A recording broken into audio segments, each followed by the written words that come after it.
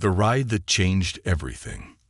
The morning sun spilled its golden rays across the city streets as Judge Damon Holt maneuvered his sleek black motorcycle through the bustle of urban life. The hum of the engine vibrated beneath him, a steady, soothing rhythm that contrasted sharply with the chaos of his daily life. Damon wasn't just riding for leisure. This was his escape. As the wind brushed past him, teasing the edges of his leather jacket, he felt a rare sense of freedom, untethered from the weight of his title and responsibilities. Damon's life had been a mosaic of triumphs against insurmountable odds. Born into a struggling African-American family in a neighborhood marked by crime and poverty, his path had never been easy. His mother, an elementary school teacher, had been the anchor of his existence, a beacon of hope in a world that seemed to offer little of it. She had always told him, "You have to be twice as good to get half as far." It was a mantra that stuck with him, fueling his resolve as he climbed the rungs of a society that often underestimated him. Through grit, determination, and an unyielding belief in justice, Damon had earned his law degree, and eventually his place on the bench. His reputation as a fair and firm judge was well established. In the courtroom, he was revered for his impartiality, his piercing intellect, and his deep understanding of the law. Outside of it, he was a symbol of hope to a community that often felt overlooked and oppressed. Yet, for all his accomplishments, Damon carried a humility that set him apart.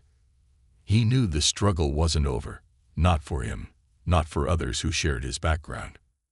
But today, as he rode through the city streets, he allowed himself to let go of those burdens, if only for a moment.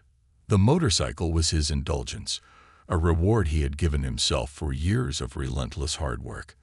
Its chrome gleamed in the sunlight, a testament to the care he poured into it, much like the life he had built from the ground up. As the cityscape gave way to quieter, tree-lined streets, Damon felt a rare sense of peace. Then, the flash of red and blue lights in his rearview mirror shattered the moment. He sighed, pulling over to the side of the road. Damon was no stranger to traffic stops. His years on the bench had taught him how easily such encounters could escalate. Yet something about this felt different. The way the patrol car had sped up behind him, the almost aggressive flicker of the lights, it was as if the officer had been waiting for him to make even the slightest misstep. The officer emerged from his car with a swagger that Damon immediately recognized. He had seen it countless times in the courtroom, a certain type of authority figure who wielded power like a weapon. Damon kept his helmet on for a moment, watching as the man approached. "License and registration," the officer barked, not even bothering with a greeting. His tone carried an edge, a simmering hostility that Damon found unsettling.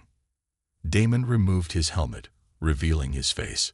"Of course, officer," he replied calmly, reaching into his jacket pocket for his wallet. "May I ask why I've been pulled over?" The officer's eyes narrowed, his gaze lingering on Damon's features before sliding disdainfully to the motorcycle. His nameplate read Officer Thomas Jacobs, a name Damon didn't recognize, but a demeanor he knew all too well. "You were speeding," Jacobs said flatly. Damon frowned slightly. He knew he hadn't been speeding. His awareness of traffic laws was second nature. "I don't believe I was, officer," he said, keeping his tone polite. "But if I was mistaken, I'll accept the citation." Jacobs crossed his arms, stepping closer. His voice dropped, carrying a weight that was more personal than procedural. "Nice bike," he sneered. "Doesn't exactly scream humble public servant." Damon's grip on his wallet tightened for a moment. It wasn't the first time he had encountered such veiled hostility, but he had learned long ago not to react impulsively. "It's a reward for years of hard work," he said evenly, handing over his license. Jacobs didn't take it. Instead, he leaned in, his eyes narrowing. "Hard work, huh? Or just knowing the right people?" Damon stared at the officer, his calm expression belying the churn of emotions within. "Officer Jacobs," he said slowly, "I don't know what you're implying, but I assure you, I've done nothing wrong. If there's an infraction, I'll address it. but there's no need for personal comments." Jacobs let out a short, humorless laugh. "Personal? Oh, I don't know you personally," he said, his tone dripping with condescension. "But I know your type. Think you're untouchable because you've got a title. Well, let me tell you something. On this street, you're just another guy on a bike." The words hung in the air, sharp and cutting. Damon knew he was walking a tightrope. He could see the anger simmering beneath Jacobs' carefully composed exterior, and he knew how easily the situation could spiral out of control. But Damon Holt wasn't just any man. He was a judge, a man who had built his life on the principles of justice and fairness, and he wasn't about to let Jacobs' biases define this encounter. "Officer," Damon began, his voice steady but firm, "I've spent my entire career upholding the law. I respect your role, and I ask that you respect mine. Now, if there's an issue, I'd like to address it without further delay." Jacobs' jaw tightened, and for a moment, it seemed as though he might back down. But then, with a flicker of something darker in his eyes, he stepped back. "Wait here," he snapped, retreating to his patrol car. As Damon sat on his bike, he took a deep breath, willing himself to remain composed. He had faced greater challenges than this. Yet, the encounter left him with a gnawing sense of unease. He knew this wasn't over, not by a long shot. What Damon didn't know was that this moment, seemingly mundane yet fraught with tension, would set off a chain of events that would challenge not only his own sense of justice, but also the very fabric of the community he served. For in confronting Jacobs' prejudice, Damon was about to spark a reckoning that neither of them could have anticipated, and the road ahead was anything but smooth. Clash of perceptions. Judge Damon Holt sat astride his motorcycle, the leather seat now uncomfortably warm under the late morning sun. His calm demeanor masked a whirlwind of thoughts, but years of courtroom experience had taught him the value of restraint. Patience, he reminded himself, would be his greatest ally. In the rearview mirror, Damon watched Officer Thomas Jacobs lean into his patrol car. The officer's movements were deliberate, his body language stiff and unyielding. Damon couldn't see what Jacobs was doing, but he could guess. Either the officer was running his plates or taking his time to assert dominance.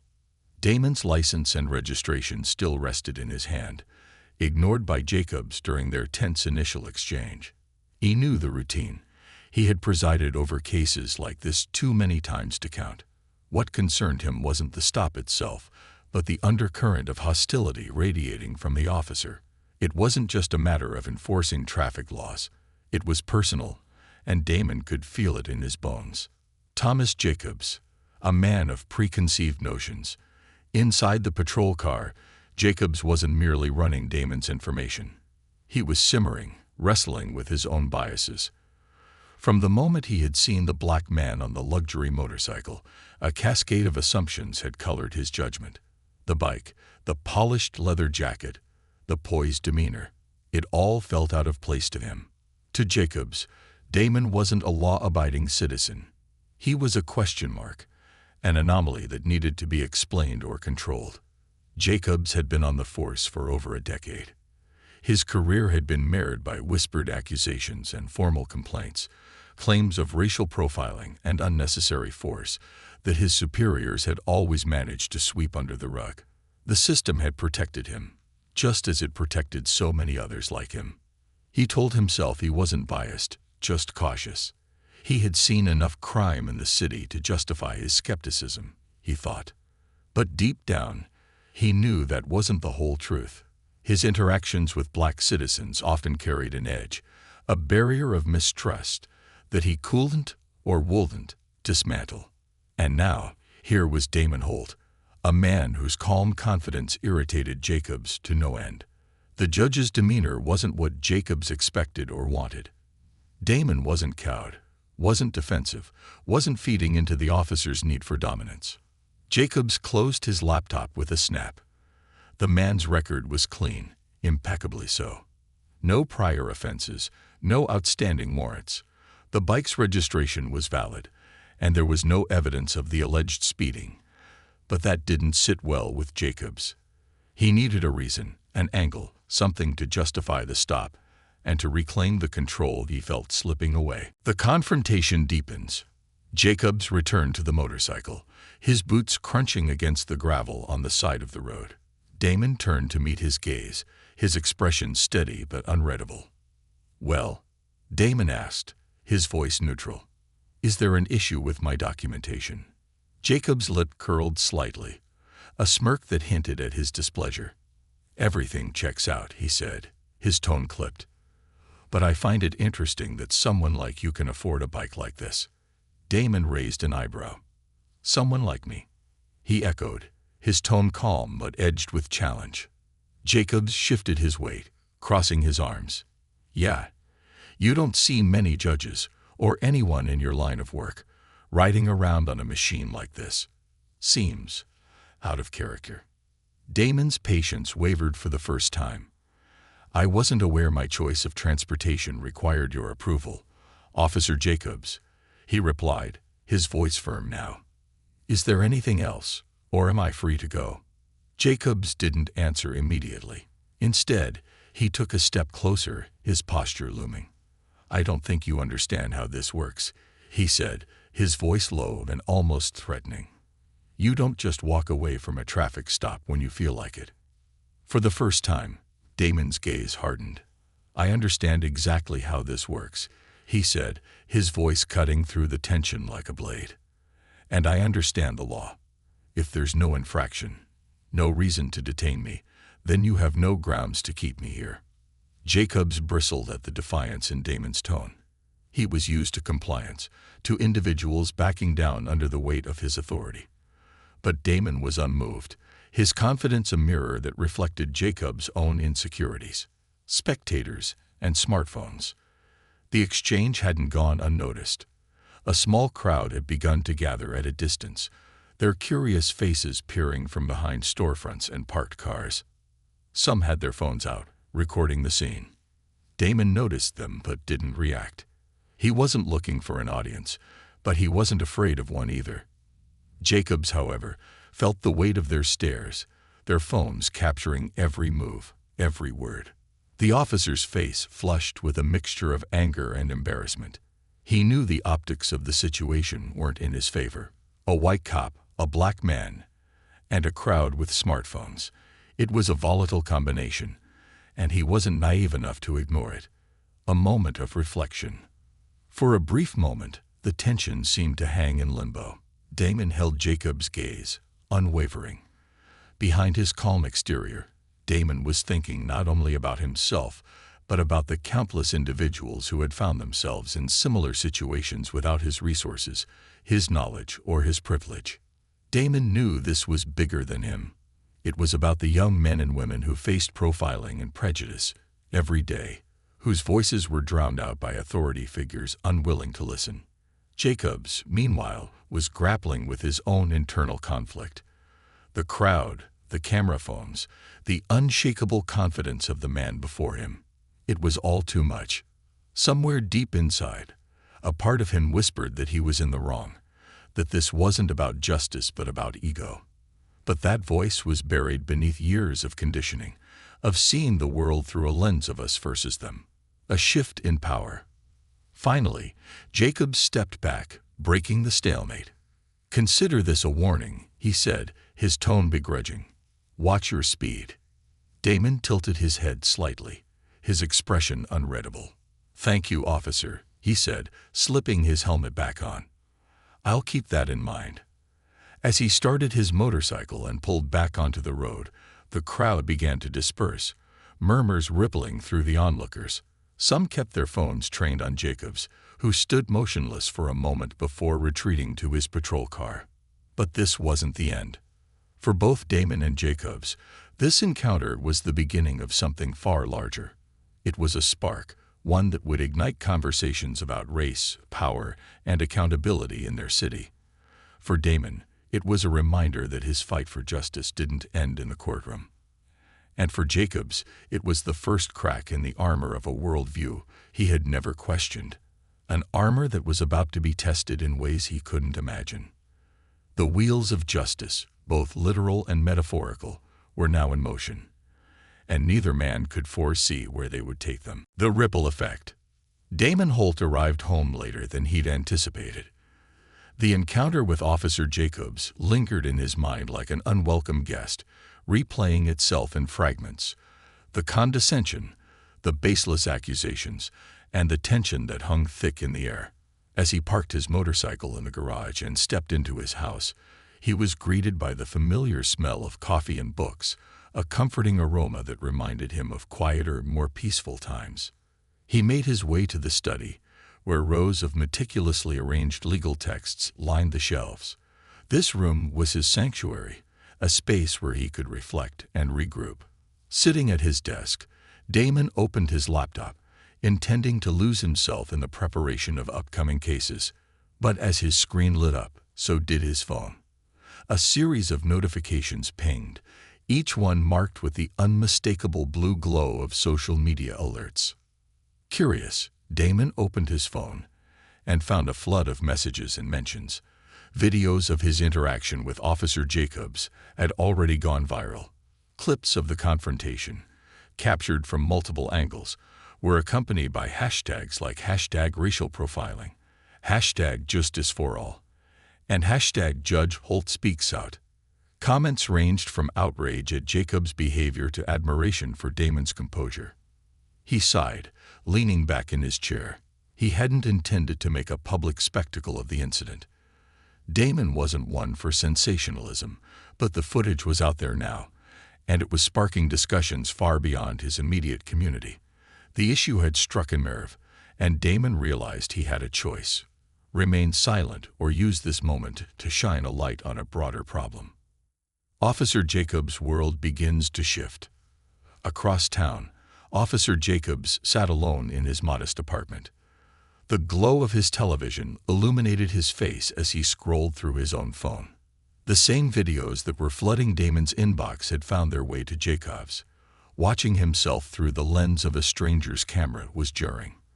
The hostility in his stance, the sharpness in his voice. He barely recognized himself.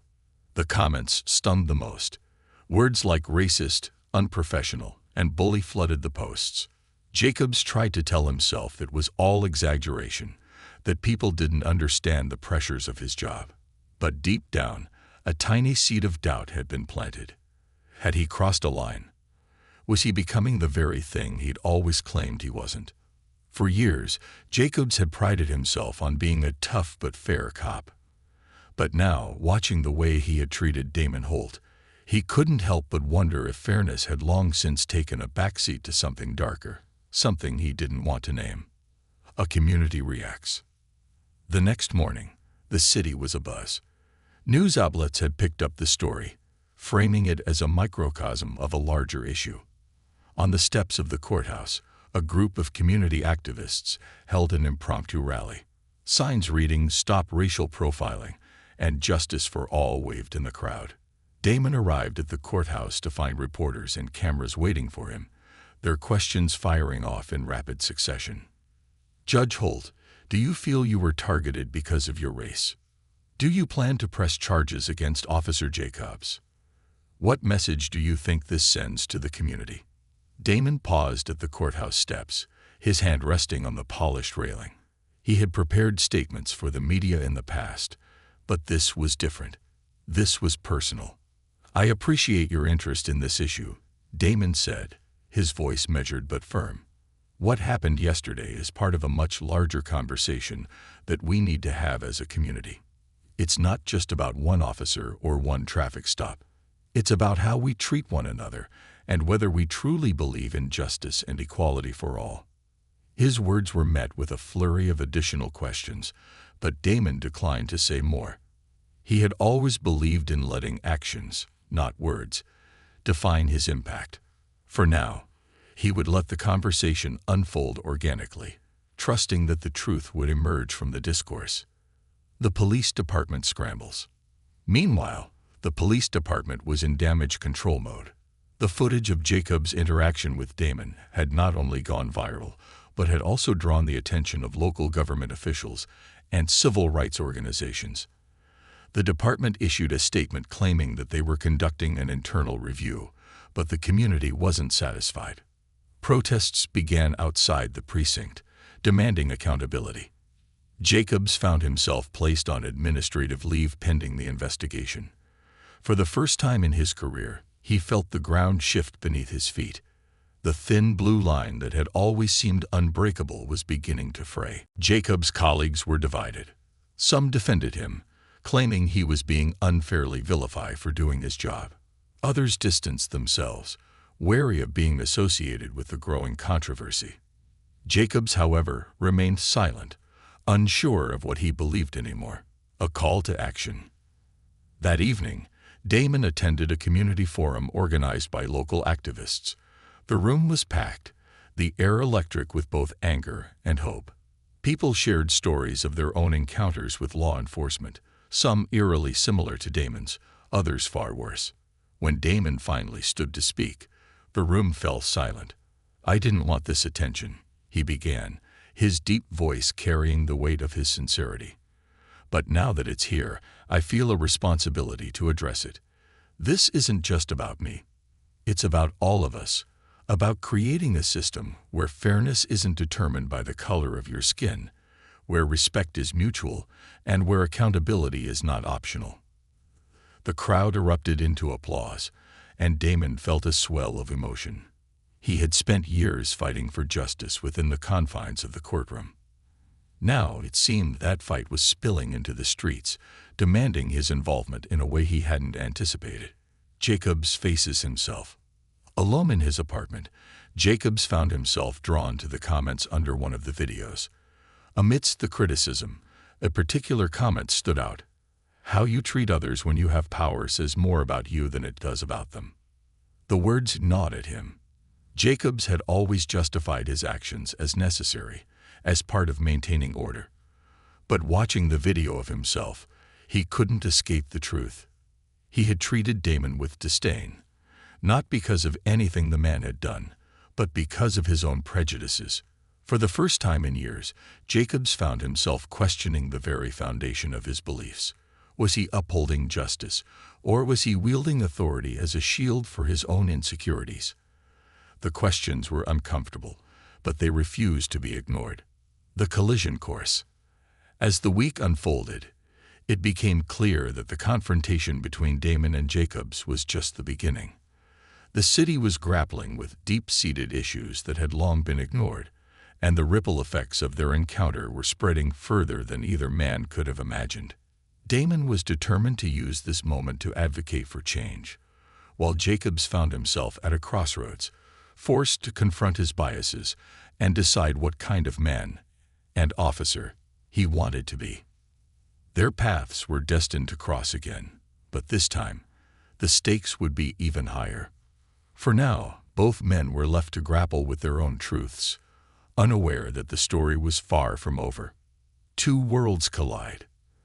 In the days that followed the viral incident, Judge Damon Holt became the reluctant face of a growing movement. His name was mentioned in newsrooms, his image splashed across social media feeds, and his story dissected in countless forums. Yet, for all the attention, Damon remained grounded. He hadn't sought to become a symbol, but the moment had chosen him, and he understood the gravity of the opportunity it presented. At his core, Damon believed in solutions, not just dialogue. He began working quietly behind the scenes, reaching out to community leaders, legal advocates, and even the mayor's office. His goal wasn't to vilify law enforcement, but to foster meaningful reform. Damon had spent years navigating the complexities of the legal system, and he knew that change required more than outrage. It required strategy, persistence, and above all, collaboration. Officer Jacobs, a man adrift. On the other side of the city, Officer Thomas Jacobs was drowning in a sea of doubt. The department's decision to place him on administrative leave had left him isolated, and the public backlash was unlike anything he had ever experienced. The silence in his small apartment was deafening. The walls, once adorned with mementos of a proud career, now seemed to mock him. A framed commendation for bravery, a photo of him shaking hands with the chief, even the neatly folded uniform in his closet. They all felt like relics of a man he wasn't sure existed anymore.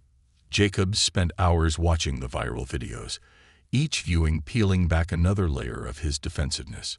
He saw the disdain in his own posture, the thinly veiled hostility in his tone, the dismissiveness in his words.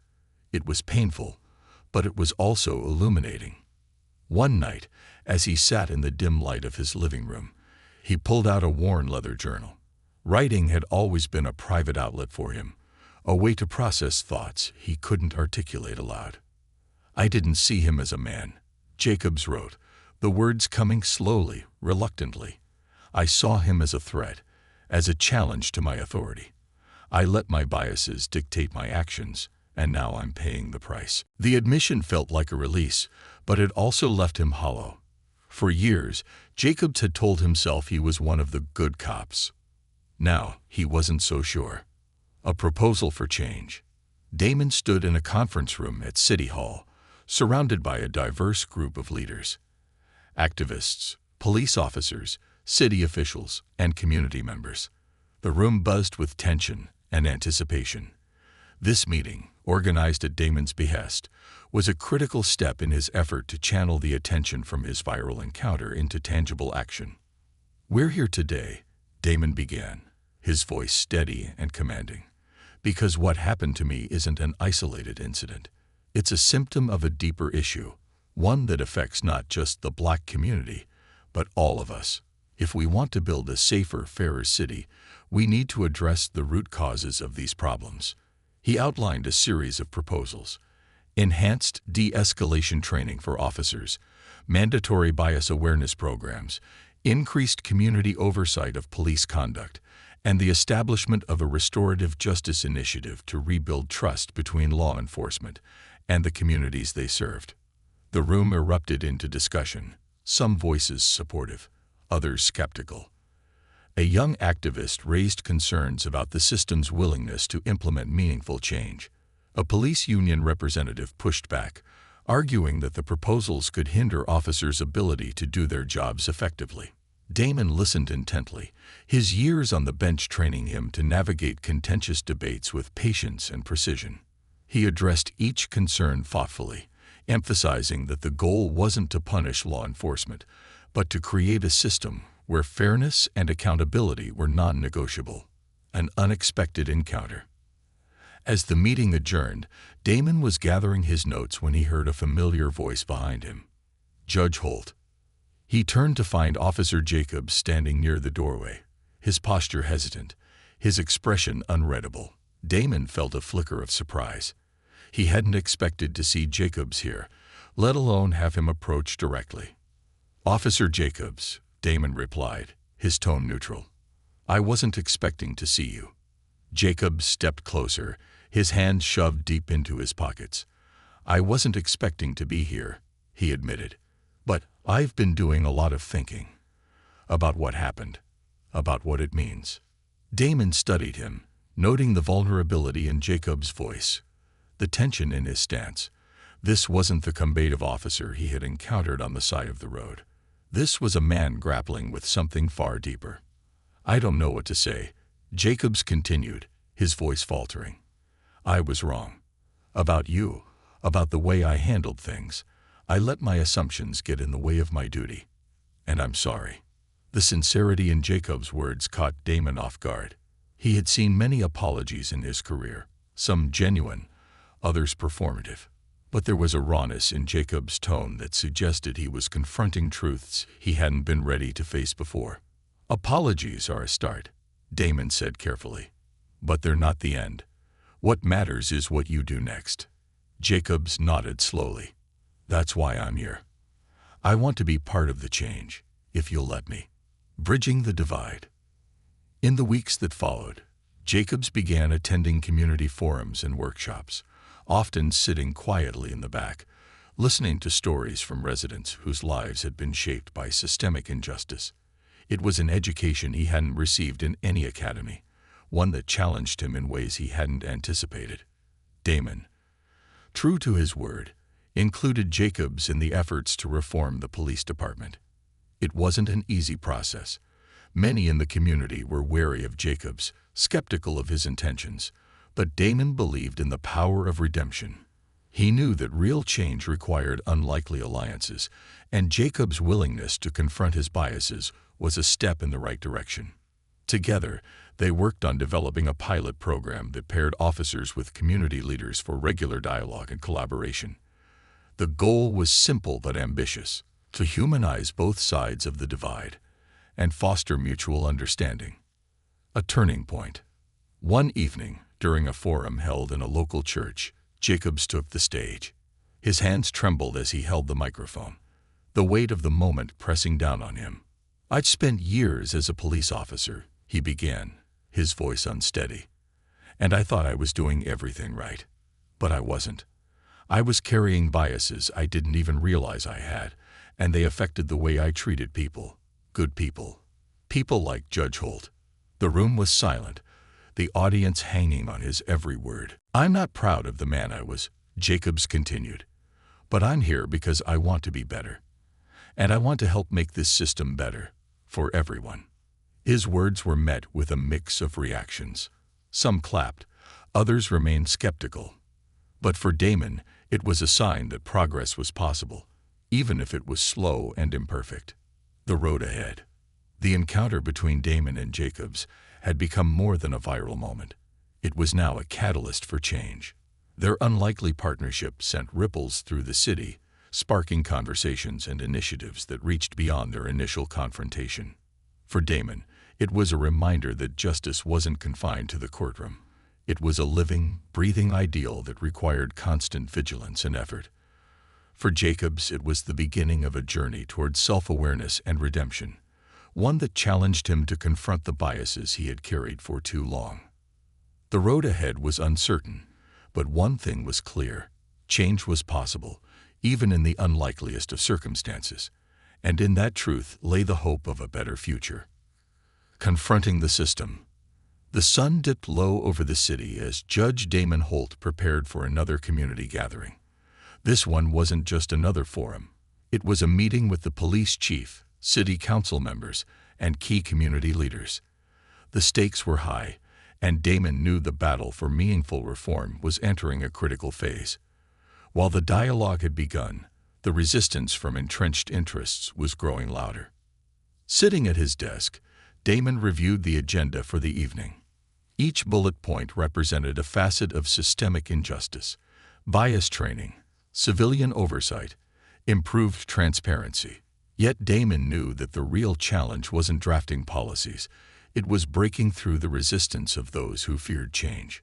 The struggle for reform. In the meeting room, tension crackled like static electricity. Police Chief Lorraine Mercer, a seasoned officer with decades on the force, opened the discussion. Her presence was both a boon and a barrier. While she had publicly supported reform, she was fiercely protective of her officers. "I appreciate everyone's efforts," she began, her voice steady but guarded. "But we need to strike a balance. Reform can't come at the expense of officer morale or safety." A young community activist named Lena interjected. "Chief Mercer, with all due respect, we've tried balance before. It hasn't worked. The system needs accountability, not just adjustments." The room buzzed with murmurs of agreement and dissent.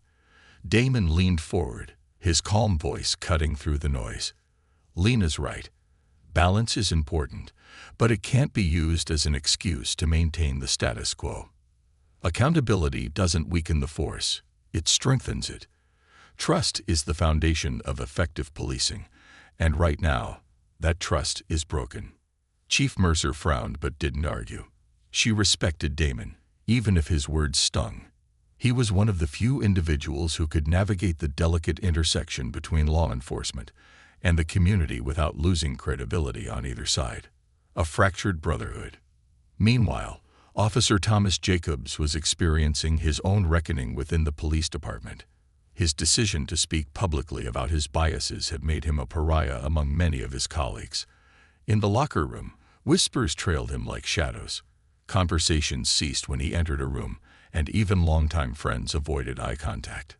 One evening, after a particularly icy shift, Jacobs found himself cornered by Officer Ryan Kelso, a senior cop with a reputation for towing the department's unofficial us versus them line. "What's your game, Jacobs?" Kelso demanded, his voice low but brimming with hostility. "First, you let that judge make a fool of you, and now you're out here throwing us all under the bus." Jacobs met Kelso's glare, his jaw tightening. "It's not about throwing anyone under the bus. It's about owning up to mistakes and making things right." Kelso scoffed. "You think you're some kind of hero now. Don't kid yourself. You're just making it harder for the rest of us." Jacobs sighed, leaning against his locker. "You ever think maybe it's supposed to be hard? That maybe we've been doing things wrong for too long?" Kelso didn't respond, but his silence was answer enough. The rift between Jacobs and many of his peers widened, yet Jacobs felt strangely liberated. For the first time, he was standing for something bigger than himself, even if it cost him the camaraderie he once relied on. Building bridges. Back at the community meeting, the discussion shifted toward actionable steps. Damon introduced a proposal for a citizen police liaison program, designed to facilitate regular dialogue between officers and the neighborhoods they patrolled. The idea was met with mixed reactions. Lena voiced skepticism. "Dialogue is great, but it won't mean much if officers don't listen. We've been talking for years, and nothing changes." Damon nodded. "I understand your frustration, Lena. But change doesn't happen overnight. This program isn't the solution. It's a step. If we can get both sides to see each other as people, not adversaries, we can start to rebuild trust." To Damon's surprise, Chief Mercer offered her support. "I think the liaison program could work," she said, her tone thoughtful. "But it'll need strong leadership, someone who understands both perspectives." Damon glanced at Jacobs, who had quietly joined the meeting, sitting near the back. "I think we might have the right person in mind," he said, his gaze locking with Jacobs. Jacobs stiffened but nodded slowly, realizing Damon's intent. The idea of being the bridge between two deeply divided worlds was daunting, but Jacobs felt a strange pull toward the challenge. The first steps. The liaison program launched a month later with Jacobs as its lead officer. His first meeting with the community representatives was tense. The room was filled with wary faces, each participant skeptical of his sincerity. Jacobs began by addressing the elephant in the room. "I'm not here to make excuses," he said, his voice steady but tinged with vulnerability. "I'm here because I was wrong. I've made mistakes, and I'm trying to fix them. I know trust doesn't come easy, but I'm willing to do the work if you'll give me a chance." His words hung in the air, met with a mixture of cautious nods and stony silence. It wasn't a warm reception, but it was a start. Over time, Jacobs' consistent efforts, attending community events, mediating disputes, and listening without judgment, began to erode the barriers. Slowly but surely, he earned a tentative respect. Unlikely allies. Jacobs and Damon's paths began to intertwine more frequently. Their partnership was an odd one, a judge and a cop with a shared history of conflict. But it worked. Together, they organized workshops, led discussions, and advocated for reforms at city council meetings. One evening, after a particularly heated council session, the two men found themselves alone in Damon's office. Jacobs looked around at the shelves of legal texts and framed degrees, a stark contrast to his own sparse apartment. "You've built quite a life for yourself," Jacobs said, his tone thoughtful. "It's impressive." Damon smiled faintly. "It wasn't easy, and it's still a work in progress." Jacobs hesitated before asking, "Do you think people like me can really change?" Damon met his gaze, his expression serious. "I believe anyone can change if they're willing to confront their flaws and do the work. But change isn't about perfection. It's about persistence." Jacobs nodded, his respect for Damon deepening. For all his accomplishments, the judge remained grounded, a man who led not with arrogance but with conviction. The tides began to turn. As the months passed, the city began to feel the impact of the reforms. Complaints of misconduct decreased, and the liaison program fostered a renewed sense of connection between law enforcement and the community. It wasn't perfect, change never was, but it was progress. For Damon, the journey was bittersweet. He had witnessed the power of collective action, but he also knew the road ahead was long. For Jacobs, the experience was transformative. The man who once wielded authority with bias now saw his badge as a tool for healing, not control. Their story wasn't just about two men. It was about a city finding its way toward reconciliation, one step at a time. And while the work was far from finished, Damon and Jacobs had proven that even the deepest divides could be bridged with courage, humility, and an unwavering commitment to justice. A legacy of change. Months turned into a year, and the ripple effects of Judge Damon Holt's encounter with Officer Thomas Jacobs continued to reshape their city. What had begun as a tense roadside stop had evolved into a movement, one that demanded accountability, fostered dialogue, and most importantly, inspired transformation on both personal and systemic levels. Damon sat in his chambers late one evening, the weight of the past year resting heavily on his shoulders. The stack of files before him, cases awaiting his judgment, felt like a reflection of the broader struggle for justice. Each name, each story, was a reminder of why he had chosen this path in the first place. Yet, as he thumbed through the pages, his thoughts drifted to the road ahead, not just for himself, but for the city that was slowly learning to heal. A community united.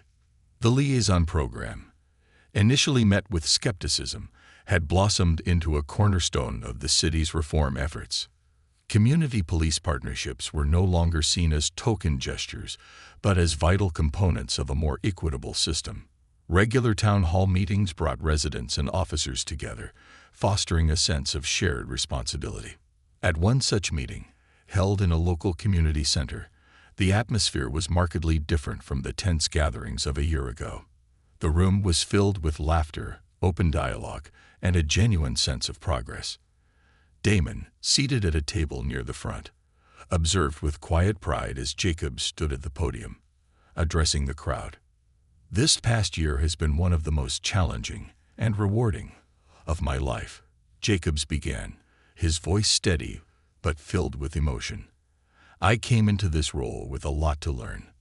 I made mistakes, big ones, but thanks to people like Judge Holt and many of you in this room, I've learned what it means to truly serve this community.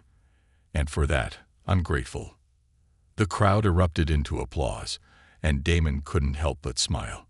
Jacobs had come a long way, and the man standing before the room now was almost unrecognizable from the one who had pulled him over that fateful morning. The transformation was proof that change, while difficult, was possible. A test of progress. The city's progress was put to the test when a high-profile incident threatened to undo the fragile trust that had been built. A police officer had used excessive force during a routine arrest, and the incident, captured on video, quickly went viral. Outrage spread like wildfire, with protests erupting across the city. Damon knew this was a critical moment. The city couldn't afford to slip back into old patterns of division and mistrust. He called an emergency meeting with the mayor, Chief Mercer, and community leaders, urging them to respond swiftly and transparently. "This is about more than one officer's actions," Damon said, his tone resolute. "This is about showing the community that accountability isn't just a buzzword. It's a principle we live by." Chief Mercer nodded, her expression grim but determined. "The officer has been placed on leave pending an independent investigation. We're not going to sweep this under the rug." Jacobs, who was also present, spoke up. "We need to engage the community directly. If we don't, the anger will only grow." Over the next few weeks, the city implemented a series of measures to address the incident. The investigation was handled with unprecedented transparency, and the officer involved faced disciplinary action. Damon and Jacobs worked tirelessly to maintain open lines of communication with the public, holding forums and listening to concerns. While the incident was a stark reminder of how much work remained, the city's response demonstrated how far it had come. Instead of spiraling into chaos, the community rallied together, demanding justice while remaining committed to dialogue and reform. A personal reckoning. For Jacobs, the year had been transformative, but it was not without challenges. He often found himself reflecting on his own journey, grappling with the man he had been and the man he was striving to become. Late one night, he visited Damon's home, unannounced but not unwelcome. Damon greeted him at the door, surprised but pleased to see him. "Thomas," he said, stepping aside to let him in. "What brings you here?" Jacobs hesitated for a moment before speaking. "I just needed to talk about everything." They sat in Damon's living room, the soft glow of a lamp casting warm light over the room. Jacobs leaned forward, his elbows resting on his knees. "You know, when I first saw you on that motorcycle, I had this whole story in my head about who you were. I didn't see you as a person. I saw a stereotype. And I've been thinking, how many other people have I done that to?" Damon regarded him thoughtfully. "Awareness is the first step," he said. "The question is, what do you do with it?" Jacobs nodded, his gaze distant. "I want to do better. Not just for myself, but for the people I serve, for my family. I want my kids to grow up in a world where they don't have to unlearn the things I had to unlearn." Damon smiled faintly. "That's a start. And it's more than most people ever do." The seeds of a legacy. As the anniversary of their encounter approached, Damon and Jacobs were invited to speak at a citywide event celebrating the progress that had been made. The event, held in a sprawling park, drew a diverse crowd of residents, city officials, and activists. Damon took the stage first, his voice carrying the quiet authority that had become his hallmark. "This past year has shown us that change is possible, but it's not easy. It requires courage, humility, and a willingness to confront uncomfortable truths. We've made progress, but our work is far from over." When Jacobs took the stage, he paused for a moment, taking in the faces of the crowd. "A year ago, I made a mistake, one that could have cost this city more than we can imagine. But thanks to Judge Holt and many of you here today, I had the chance to learn, to grow, and to be better. And for that, I'm grateful. I'll spend the rest of my career working to make sure no one else has to go through what I put him through." The applause was thunderous, a testament to the journey both men had undertaken and the hope they represented. The road ahead. As the event wound down, Damon and Jacobs stood side by side, watching the crowd disperse. The park was filled with the hum of conversation, laughter, and the faint strains of music from a nearby stage. "Do you think we've really made a difference?" Jacobs asked, his voice quiet. Damon nodded. "We've started something. And that's all we can ever do, start. The rest is up to those who come after us." Jacobs smiled, a hint of hope flickering in his eyes. "Then I guess we better make sure we leave them something worth continuing." As the sun set over the city, casting a warm golden glow, the two men stood together, united by a shared vision of justice, accountability, and the belief that even the deepest wounds could begin to heal with time, effort, and courage. Their journey was far from over, but they knew one thing for certain. They were on the right path. And for the first time in a long time, the road ahead didn't seem so daunting. The event had ended, but the conversations it sparked reverberated across the city. Judge Damon Holt and Officer Thomas Jacobs walked side by side toward the edge of the park, where volunteers were packing up chairs and dismantling the stage. The glow of the city lights mingled with the soft hues of twilight, casting an almost surreal beauty over the moment. For Damon, it was a moment of reflection. The past year had been transformative, not just for the city, but for him personally. The confrontation with Jacobs had pushed him to take his advocacy beyond the courtroom, and in doing so, he had discovered a renewed sense of purpose. He realized that justice wasn't only about the decisions he made on the bench. It was about the legacy he helped create. For Jacobs, the journey had been a reckoning. The man who once viewed authority as a shield now saw it as a responsibility. Every decision he made as an officer, Every interaction with a citizen was a choice, a chance to reinforce trust or to fracture it further. He wasn't perfect, and he never would be, but he had learned the value of humility. And that was a start. A quiet conversation. As they reached the outskirts of the park, Jacobs broke the silence. "You know, a year ago, I would have said none of this was possible. That people don't change. That the system doesn't change." Damon looked at him thoughtfully. "And now?" Jacobs took a deep breath. "Now, I think people can change, but only if they're willing to do the work. And as for the system, it's slow, frustratingly slow, but I think it's possible, if enough people push for it." Damon nodded, a small smile tugging at the corner of his lips. "It's a marathon, not a sprint. Progress is never a straight line, but every step forward matters." Jacobs tilted his head, studying the judge. "What about you?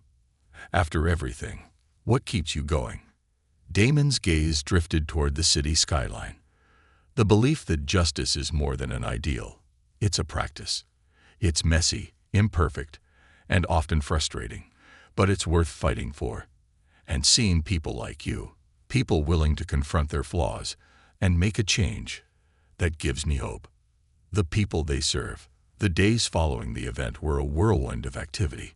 News outlets covered the speeches, community forums buzzed with discussions, and social media lit up with messages of optimism and skepticism alike. But amidst the noise, real progress was happening. A young woman named Carla, who had attended the event with her teenage son, reached out to Damon's office to share her story. Her son, Jamal, had been arrested a year earlier for a minor offense and had struggled to trust the police ever since. But after hearing Jacob's speech, Jamal expressed a desire to meet the officer and share his perspective. The meeting was arranged in the community center where many of the city's initiatives had begun. When Jacobs walked in, he found Jamal sitting nervously beside his mother. The young man's arms were crossed, his posture defensive, but his eyes betrayed curiosity. "Jamal," Jacobs said, his voice calm, "thank you for agreeing to meet with me. I want to hear your story." For the next hour, Jamal spoke about his experience, how he had been stopped, how the officer's tone made him feel like a criminal before he had even spoken, how the arrest had left him fearful of ever trusting law enforcement again. Jacobs listened intently, nodding occasionally, but never interrupting. When Jamal finished, Jacobs leaned forward. "I can't undo what happened to you," he said, his voice heavy with sincerity. "But I can promise you this, I'm working to make sure things change. For you, for others like you. And I'll keep working as long as it takes." Jamal's posture relaxed slightly. "You mean that?" "I do," Jacobs replied. "And if you ever feel like something's not right, I want you to reach out. I'll make sure someone listens." The conversation didn't erase Jamal's pain, but it planted a seed of hope. For Carla, it was a moment of healing, one she never thought she'd witness. The measure of progress. The city continued to evolve, shaped by the reforms Damon and Jacobs had championed. Complaints against police officers decreased, while community participation and oversight committees surged. The liaison program expanded, pairing officers with community leaders in every precinct. One of the most significant changes was the creation of a new training academy curriculum, one that emphasized empathy, de-escalation, and cultural awareness. Jacobs, now a key figure in the department, played a central role in its development. His story became a cornerstone of the training, a reminder to new recruits that power should be wielded with care, not arrogance. Damon, meanwhile, continued his work on the bench, but he also became a sought-after speaker and mentor. Law schools invited him to share his experiences, and young attorneys often sought his guidance. He took pride in knowing that his influence extended beyond the courtroom, inspiring the next generation of advocates for justice. A glimpse of the future. One evening, Damon attended a dinner hosted by a local nonprofit that supported at-risk youth. Among the attendees was Jamal, who now volunteered as a mentor for younger kids in his neighborhood. When Damon approached him, Jimmel smiled shyly. "Judge Holt," he said, shaking Damon's hand, "I just wanted to say thank you. For everything." Damon's brow furrowed slightly. "I didn't do anything special, Jamal. You're the one who's making a difference." Jamal nodded. "Maybe.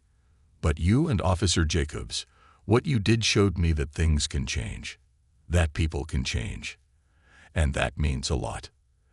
As Damon walked away, he felt a swell of emotion. It was moments like this that reminded him why he fought so hard for justice. Not for accolades or recognition, but for the chance to create a world where stories like Jamal's were the rule, not the exception. The legacy lives on. The encounter between Damon Holt and Thomas Jacobs had become a defining moment, not just for them, but for their city. It was a story of accountability, redemption, and the power of unlikely alliances. While the road to justice remained long and fraught with challenges, they had proven that even the deepest divides could be bridged with courage, humility, and persistence. As they each continued their work, Damon and Jacobs often crossed paths. They weren't friends in the traditional sense, but their shared commitment had forged a bond, a quiet understanding that their work was part of something far greater than themselves. And so, they pressed on, knowing that the seeds they had planted would grow, nurtured by those who believed in a better future. Their legacy was not in what they had achieved, but in the possibilities they had created. And for that, they were proud.